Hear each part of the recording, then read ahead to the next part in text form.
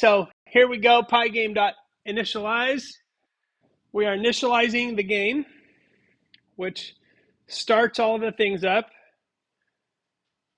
Here we go, screen equals pygame, display set mode, screen width and screen height. This is where we're actually creating the screen that size. Now this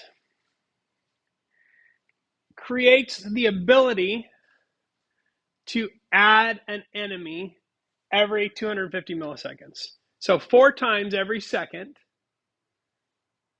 we are triggering this event. That's all we're doing. Now it's triggering an event. It's saying raise a flag, which basically says, hey, it's time to add an enemy. This doesn't add the enemy. This just says every 250 milliseconds, we're going to create a user event.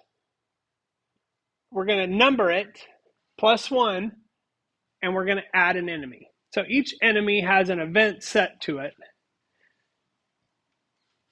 And every 250 milliseconds, we're going to add one. Now we're creating an instance of the player class. And here we are creating some groups. You'll see that we've got some good comments here. With the code that you can download, which is this exact code, you can read those comments to explain each section.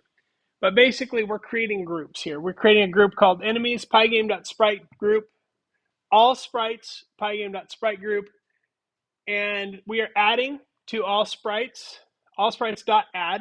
This is just like the append for a list. We're adding the player sprite. Okay, so the player becomes part of all sprites. What you'll see is when we add an enemy to the screen, we're going to add it to both enemies and to all sprites. The reason for that is because it allows us to say, all sprites, let's run the update for all sprites. So now we're calling that method for each sprite because they all have that. So running equals true.